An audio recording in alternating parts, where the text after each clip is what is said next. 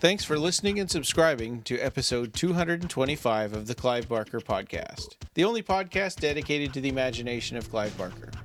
In this episode, Brian and Jose catch up on the news. There are some great things going on with the Clive Barker Archive. We talk about the Hellraiser official page on Facebook, and there's also convention and movie screening news.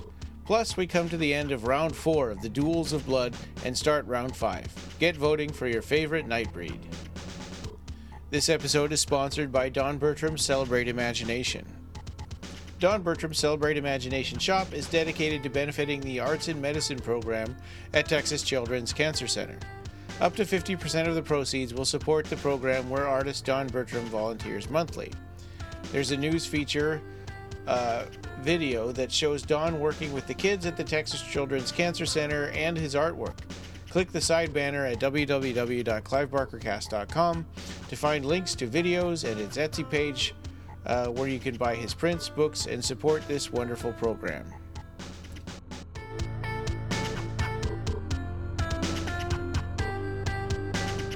So welcome, this is Clive Barker Podcast, episode 225, where we're going to talk about Clive Barker news and an update on the Duels of Blood competition over at duelsofblood.com. It's so. What's been happening with you lately? I saw you were at a concert last night, right? Yeah. Let me just open up some fizzy water here. Saturday morning. Yeah. So yeah, I went to a concert last night. It was fun. Went to see Com Truise in Phoenix, and got a little carried away. But here I am, ready for the podcast. All right. And I what did I do? Oh. A couple of days ago, I went and saw Captain Marvel because I thought, that's going to be gone from the theaters any day now. So I better go see that before it's gone. To prepare for the Avengers movie. How was it? Did you see Captain Marvel? I didn't. No. Oh, okay. No, I haven't. I haven't watched it yet. It wasn't bad. Okay. Yeah. With what's her name? Brie Larson. Yeah, the comments that people made that she doesn't smile in the trailers and stuff. I don't know if they responded to that by re-editing the movie, but she smiles all the time in the movie. She's always That's good, I guess. She's like cracking jokes and I don't know. Seems like, and she doesn't take Earth seriously. Okay, so she's an alien, right? Mm-hmm. She's a Kree. Well, yeah, it's kind of part of the plot, but okay, yeah. Wow. her origins are mysterious, but she's she works with the Kree. Oh, that's cool. I used to read comic books all the time, so I've been very familiar with the Kree and the Skrulls and all that stuff. I feel like the Skrulls should be more in the Marvel movies. Well, they were in this one. Yeah. So they're shapeshifters and they can take the shape of anything. Were they bad guys in the comics? Oh, yeah. Yeah, that's absolutely what I remember, too. I remember the Super Skrull that had the power of all 4 of the Fantastic Four. Yeah. He could stretch his arm, and then at the end it would be like made out of rock, like the Thing. Yeah. And then it would be on fire, like the Human Torch. Mm-hmm. So that's, that was a really cool story back in the days of John Byrne writing and drawing the Fantastic Four, where they get hit with this ray that makes them grow old until they die. And then they have to find an antidote. It's just at the last minute that they discover the antidote, and that's a great Fantastic Four story. I used to read those comic books all the time. Oh, wow.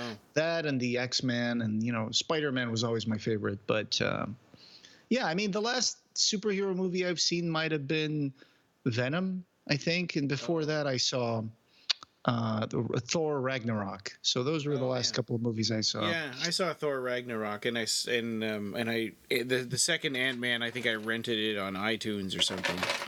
Oh, cool. Yeah. And then I've been reading another book that I got recently, which is a Bret Easton Ellis nonfiction book called White.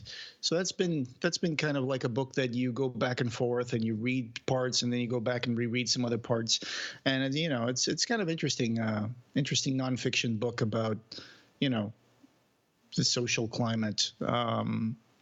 So yeah, that's what I've been doing.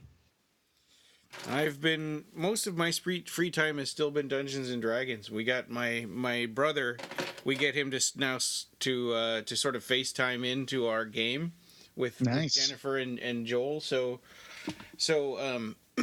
I have to move all the podcasting stuff over to the D&D table, and we do FaceTime with him on the computer and then Skype with the phone, so the phone is pointing down at the miniatures like a second camera. Oh, okay. So you actually have miniatures and like a little map on the table? Yeah. That's fancy. Yeah, it's kind of fun, and it really makes it hard to visualize without doing that. Oh, and last episode we had David, and we talked about Dungeons and Dragons and fighting fantasy books. Oh, yeah. He mentioned that there was that app for fighting fantasy, and I did install it, and I already started playing, the books that I used to play back in Portugal. Oh, you can buy them now as a little, download on your app, and then you can play the book. So I've been doing that. It's been fun. I've been playing one of those. Which one is the one I'm playing? I'm playing the Citadel of Chaos, which is Steve Jackson and Ian Livingstone. So that's the GURPS system, right? Right, I think so. Yeah. So you actually universal role-playing system. Yeah, you roll the dice. You play with two six-sided dice, and it actually rolls the dice on the screen of your phone, and it's pretty fun. I'm having a blast with that. Yeah. Cool. Yeah. So, I guess we can get started into the news. The Clive Barker Archives, they teased some new projects, and they didn't really, and then they just had a little pile of books and manuscripts and things. So not necessarily all projects. Some of it is new things that have been added into their archive that they brought over from Clive's house. Yeah. Yeah, we look at the picture that they posted, and you can see some stuff like Heaven's Reply, a script, and then there's another script that looks like it's the Tortured Souls one, like a draft of that. You got lots of books, but what really caught my eye were these Marie Close black and white contact sheets for Hellbound, where you can see pictures like different poses for the picture of Elliot Spencer that you see in Hellbound. Oh, that's cool. Yeah, you got that stuff there. It's like, wow, I wish I could go through those pages, It looks like Candyman press kits there on the left, too. Yep. You got one there. And you got another one called the Islands Besieged. I think that might be like some bonus material for Abarat, maybe. I don't know. Huh. Yeah, good stuff there. Yeah, it looks like they're documenting all this stuff, and probably going to be seeing a lot of images come in the Clive Barker Archive soon. I'm really looking forward to new playbooks also. Yeah, and me too. I know they can only do so much, so much at a time, and the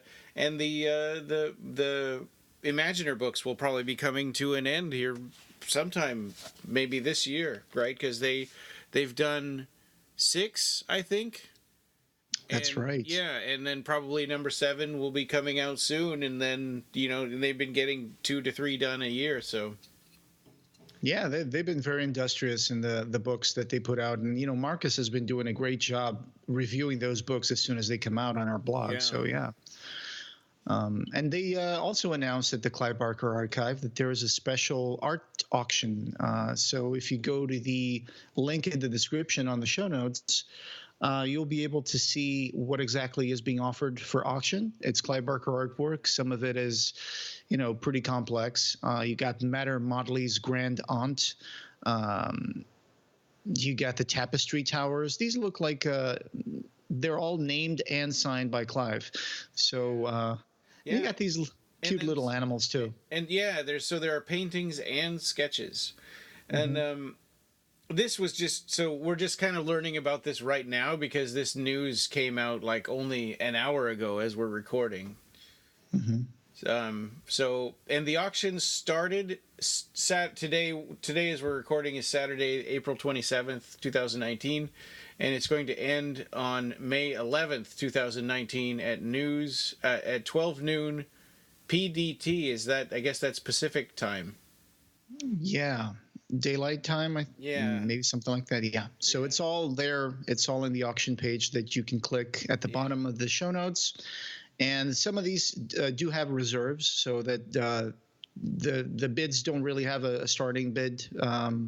but some of them are already getting pretty high. Like Arson is already at $150, reserve not yet met. Wow. You know, you got some here that one that particularly struck me, and it looks almost like Clive made this painting that looks like almost like a poured painting. Title A018. If you scroll down, you will see this blue painting that looks like it looks almost like a gravity pour, painting, but it's just so beautiful, so blue. Are you seeing? 18. Oh, I gotcha. Okay, title. Yeah, you see that one? Tidal. Yeah. Wow, I'm guessing yeah, because look at it looks very vibrant, isn't it? Yeah, That's not anything like anything of his we've ever seen before. that's right. Yeah, that's very. It looks very innovative in terms of style for Clive. It looks like a different technique that he started using. So that looks really amazing. Yeah. So you got all these paintings here available for auction. And go check out the Clive Barker Archive. Don't just go to Revelations. You have to go to the Clive Barker Archive. That's where you can find lots of interesting merchandise about Clive Barker and even some of his artwork. I hope that we'll start to see more things like this, more art auctions. Yeah, me too. I guess it depends on how well this one does, Mm-hmm. So far, it seems to be doing well. So I wonder where it says reserve not yet met. It says like the first two, current high bid and reserve not yet met. So I wonder if the bids don't show up until they hit their reserve. No, they do appear. Yeah, because you got some of them that already have like 100, 150, 200, and then it says reserve not yet met. Okay, I see. Yeah, so they yeah. Because it's only an hour ago, they don't have bids yet. Mm-hmm. Okay. Yep. Hopefully we can help steer some people into this page. Yeah, exciting. So yeah, definitely go check it out at clivebarkerarchive.com, and then it's called and then /art auction if you want to go straight to it. Right. They got some really interesting things here, like sketches that seem preliminary sketches for characters from Abarat, like Matter Motley. There's a couple of those. There's these little creatures that look like they were made to be like the separators between chapters, and like Clive does sometimes. So yeah. And it says here, all bids are accepted in good faith. If you need to retract a bid, please contact us as soon as possible. But hopefully nobody's retracting bids. Yeah. Yep. Cool. Yeah, this is neat. Yeah, great way to get some Clive Barker art. We've seen Clive Barker art available in a couple of different ways now with Russell Charrington's. Collection. Yeah, and then and now the archive, doing this auction format, which we haven't seen before, right? We've seen stuff for sale, but we haven't seen it as an event like this. Right. Absolutely. So this one is probably going to be going out after the fact, but right now we have the Motor City Nightmares 2019 convention going on, and if I'm not mistaken, you got Doug Bradley, Nicholas Vince, Simon Bamford, Barbie Wilde, and Clive Barker are all there, and I think Ashley Lawrence is there too, right? I think yes. I think that's right. She was announced in the guest list, but I couldn't see anything on her. To something like that, but that's really far away from both of us. Yeah, that's kind of a little far away for us. But if something happens a little more closer here, like in California, maybe we can both attend. Yeah, that would be cool. So yeah, show us your pictures. Comment on this post with your pictures from the convention. I know I've seen a lot of people who, cosplay, and of course Lori Markle Bichet from Simon Bamford fans. Oh, yeah. She's there. She's going to be cosplaying, and she's been posting all these really fun pictures at the convention. And Nicholas always has lots of pictures on his page from people who tag him. Yeah. And so looking forward to that. Yeah, and there's a cool black and white photo of Clive from Michael Bugard. Mm-hmm. That Clive's looking a little healthier and happier than I think he was the last time we saw him. That's true. Yeah, that was actually shared by Clive Barker Revelations. So yeah, we'll try to link that one in the show notes too. Yeah. Well, so Oh, I think no. We also wanted to talk about Hellraiser Movie Official. So, if you're on Facebook, and you might remember Hellraiser Official, or Official Yeah, Hellraiser, it was called, right? I think so. Yeah. Official Hellraiser. That was the Hellraiser page, and it went through some issues with the ownership of it. Yeah. Um, Originally, it was owned by someone who worked for Clive Barker, Hmm. and when that person stopped working for Clive Barker, he did not give up ownership of it, and removed every admin that was over time started removing the admins that were working for Clive, or official, people from Hellraiser and stuff like that. Eventually, the and then, as far as I know, that page is down. So Yeah.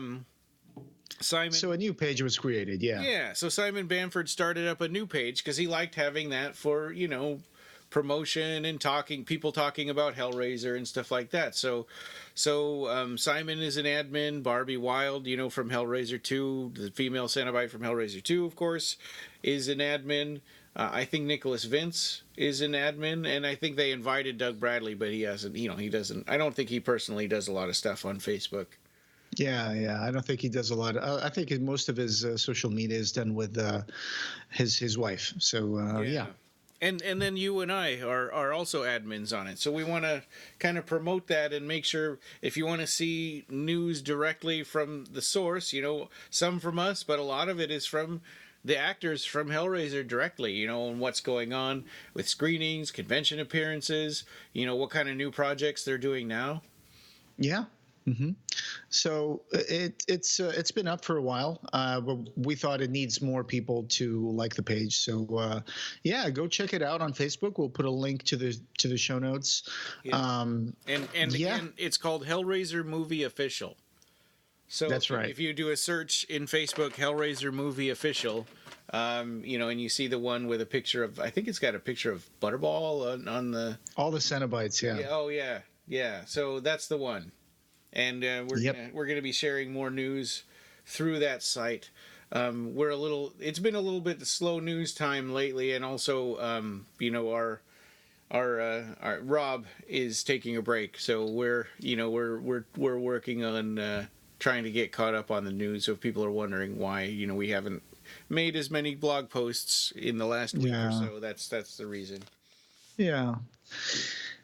But so yeah, there's more stuff coming out actually regarding Hellraiser. I believe there was the British Film Institute recently had Hellraiser playing on their online player, and it had an introduction by Mark Kermode. He was talking about Hellraiser, and that was kind of geo limited. I think if you're in the US, you probably couldn't use the VFI player. Only people in the UK could do that. I was wondering about that. Yeah, that was streaming for a while. I hope you guys got a chance to check that out. Unfortunately, in America, I couldn't get it to work for me. But also, there's a reminder here that Nicholas Vince is going to be present at a Nightbreed screening. It's a 35 millimeter print screening, so I'm sure it's going to be the theatrical cut, not the director's cut. Yes, right. And we did do news about that before, but it's coming up, and Nicholas Vince kind of was reminding people, hey, this screening is coming up. They're in the UK, so that's only just a couple of weeks away now. What is that? It's at it's at the Shelley Theater on Saturday, May 11th, and there will be a Q&A session afterwards with Nicholas Vince also signing merchandise. Yeah, that's going to be fun. He also got his website updated recently, and his store has new items for sale as well. Oh, so you might want to go there and check it out. Yeah. And we've got a link for buying tickets on the old March 4th blog post, which we'll have a link to that in the show notes, and you can kind of click through to the Shelley Theater thing if you want to buy tickets if they're still available. Right. Mm-hmm. So that's cool. The Hellraiser is still doing the rounds, is still being put out, online streaming by the British Film Institute, and now there's going to be a Nightbreed 35 millimeter screening where you can actually ask questions to Nicholas Vince. So that's going to be a lot of fun. Yeah. All right. So Is that it for our news? I think that's it for our news. And then just to give a quick update for the interview book, we've been hard at work transcribing. Just a few interviews left to do, and if there's anybody out there that offered to do that and they're still working on it, please get in contact with us. Yeah, we're starting to sort of we're starting to reassign those ones that we haven't heard, when we haven't been hearing back from people. yeah, yeah. But one piece of good news, there's been some turnover with Clive Barker's staff, right? So the Seraphim office is different from when we started this book project. So I started to get concerned. We didn't have an actual written contract to use the cover image that we were going to use. So we got in touch with them and talked about it, and they have graciously agreed, to continue to let us use that. So that was good. Yeah, that was a big relief because, we had announced that, like you said, when we did the Kickstarters, and it's Devil Lude's father, I think, the picture, which I don't even know if Clive ever gave it a name, but it's such a cool image. I'm really happy that we got now permission from Clive Barker himself. Again, just confirming that permission that we could use that on our book. So it's going to have that wonderful Clive Barker artwork. Yeah, and again, we're sorry that it's taking a while. I think we just really, really underestimated the amount of time that it would take to do this transcribing part. But we're getting there. It's coming. It's coming. Yeah. And so that takes us into the Duels of Blood. If you go over to www.duelsofblood.com, round 4 has ended. And I was actually kind of pleased with the we tried something new by making it so you could only vote every 12 hours instead of every 5 minutes. Yeah. And we got a decent amount of votes, even though, people weren't voting every 5 minutes.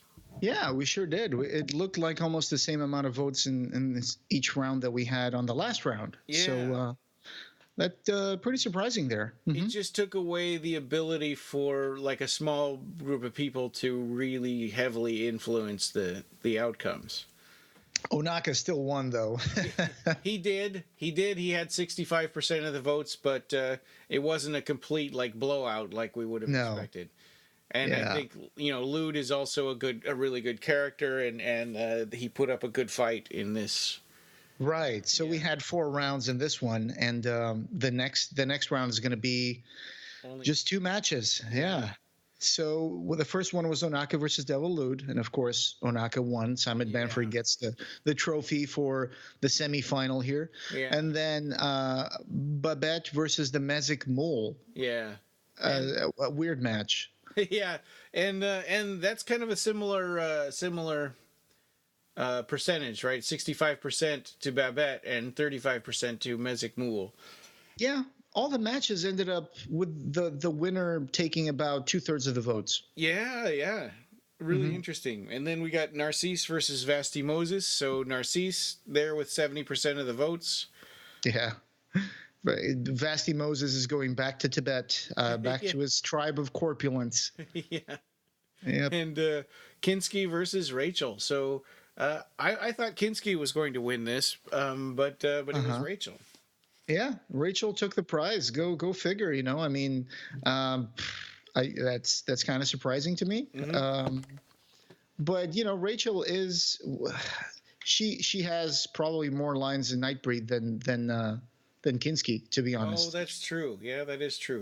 So, I wish that Kinski had a more relevant role, I mean, I do wish that part in Nightbreed had been a little more, dialogue rich. But, the director's cut or the Cabal cut that we were a part of, the Blu-ray, you do get to see Kinski do a lot more stuff, like defend Midian by attacking Boone and stuff like that. So, with his curved knife. Yeah. Yep. So, sorry to see Kinski go, but hey, Rachel's a pretty good underdog here. Yeah. Yeah. And then so now when we're moving into round 5, and as you hear this, they'll all be up on the website and ready to vote. And I did the randomizer last night. So again, randomized results, but we've got Rachel versus Babette. Ooh. I know. It's like weird. Mother and daughter. Yeah. And then Onaka versus Narcisse. I want Narcisse to win. I'm sorry, Simon Benford fans, but Hugh Ross deserves to take it to the final. I think so. I mean, I just love his character so much. He's just so great, and it's amazing when you see Hugh Ross playing, theater and stuff, and then you look at Narcisse. It might have been one of the wildest characters he ever performed, because he's such a calm, quiet, British gentleman. Yeah. But then you see Narcisse, and it's like this crazy, like, I love a coward. Yeah. Right. It's great, and he just goes full on 11 level. And he's got he's like American or Canadian accent, and he's sort of a nutty character that really embraces the whole Nightbreed thing. Yeah, he's totally like chaotic neutral or something. Yeah. To bring it back to Dungeons and Dragons. Right. Yeah, the alignments. Yeah. So, I don't know. Let's see. I mean, I would love to see like the end come down to maybe, Narcisse versus Rachel. It's going to be weird if it's going to be Narcisse versus Babette. But Rachel versus Babette. That's going to be so hard to vote. Or Onaka versus Narcisse. Oh wow, I don't know. I think it might end up Onaka versus Rachel at the end. Yeah. If it was Onaka versus Rachel versus Narcisse, he'd just look her up and down and go like, "Ooh." Yeah. That's what he does. Yeah. In the jail scene where she turns into steam and goes through the door. Yeah. And then he gives her like a jacket. No, Laurie gives her the jacket. Yeah. Anyway, I got the little movie playing in the back of my brain now. Yeah.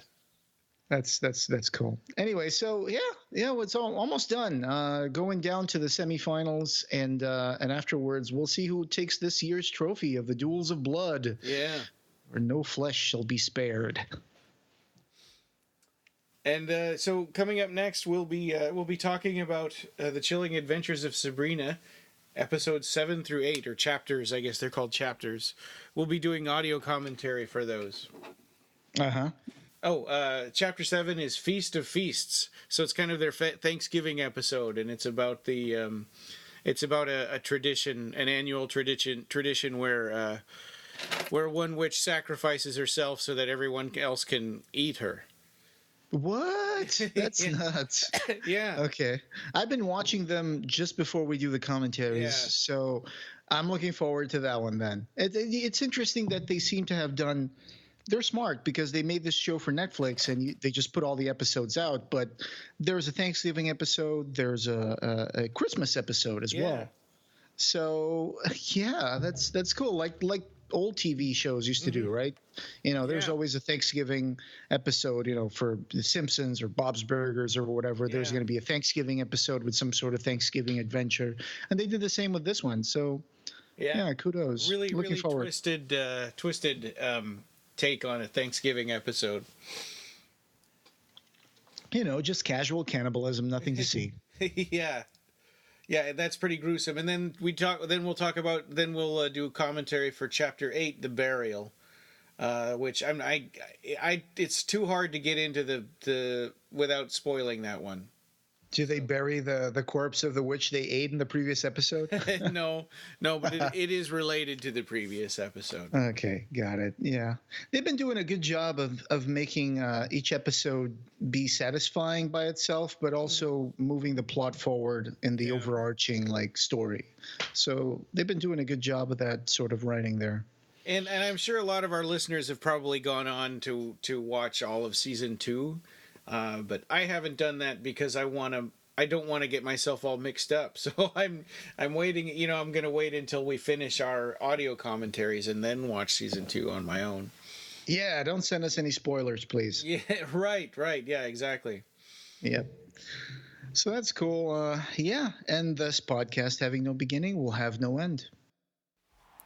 You can find the show notes for this episode and join the discussion over at www.clivebarkercast.com, where we have news, features, reviews, and links to all the ways you can connect with us. You can subscribe on Apple Podcasts and every other place you can find podcasts. Clive Barker Podcast, or BarkerCast, is an independent editorial, podcast, and news blog that is not affiliated with or under contract by Clive Barker or Seraphim Inc. This is a labor of love by the fans for the fans. Thanks for listening.